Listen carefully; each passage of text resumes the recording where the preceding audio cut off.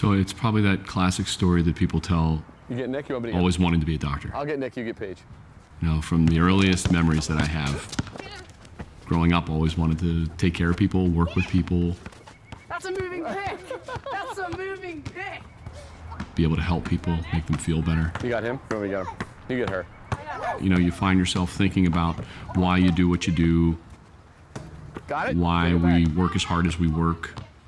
We take for granted sometimes, you know, our families, our friends.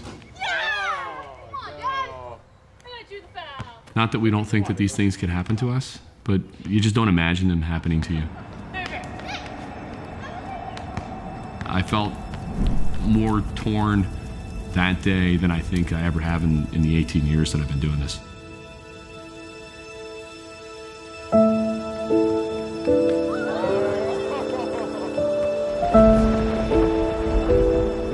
Went into a shift on an early Tuesday morning and received a text message from a family friend. She mentioned to me that her son, Brandon, over the past several days, he had woken up in the morning not feeling well, having a headache, threw up a few times, and that she was now in our waiting area. God forbid this little boy has something significant neurologically happening where I'm going to have a conversation with his parents that there's something really bad going on. I explained to them what I wanted to do, and he went off to CT scan. I received a phone call from one of our radiologists shortly thereafter, and she said he has a brainstem mass. It's putting pressure on the fourth ventricle.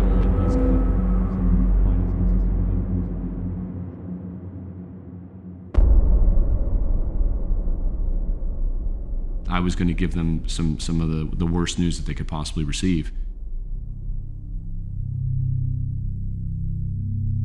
When you're dealing with somebody that you've known for years and you're about to give them information about a sick child, it makes it even more difficult on a personal level. Brought them into my office, had them sit down in the chair, and I kind of got down on the floor on my knees between the two of them. Jen just looked at me and started crying and shared with them that we found a mass and it was concerning for cancer. And her exact words were, "Why him, not me? Why him, not me?"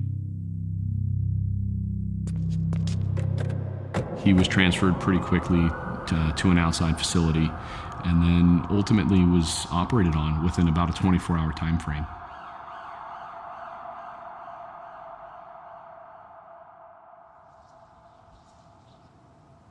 I walked out of the room after talking with you and examining him and sort of said a prayer to myself or to somebody else that I hope I was wrong.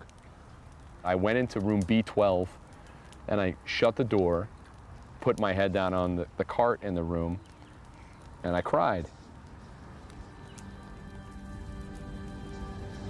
It's been almost a year.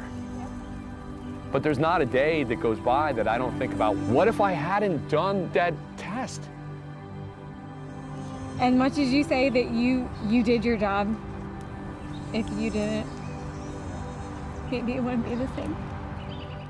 I think difficult conversations are something that we all too often have to have.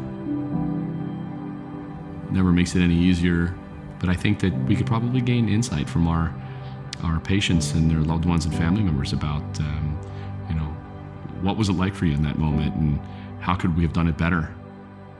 I think one of the things that touched me the most was that, you know, my children are not far off in age from this little boy, and it could have been any of them.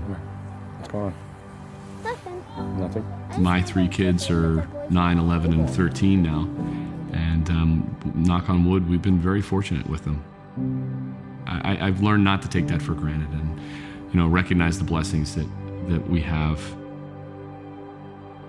The ability to be able to spend time with them and watch them grow and to teach them and nurture them and know that, you know, at any given moment things could change. So you didn't get up that time. Watching Brandon get diagnosed and then recover has put a new perspective on things and not one that I take lightly. This was an eye-opening experience that really brought it all back to me about why I was called to do this in the first place.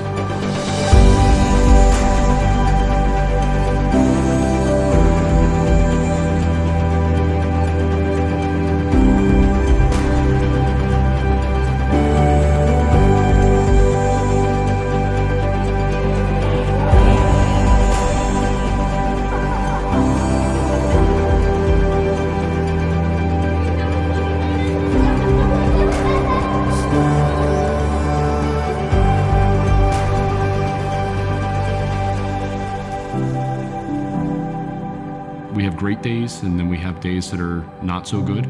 And remembering what it was like when I was a kid and having that aspiration to become a physician, I think back to those days, and I try to remember something that's really positive that's happened on a shift. Even the smallest things that sort of remind me of why I want to make that connection with people and try to make them feel better.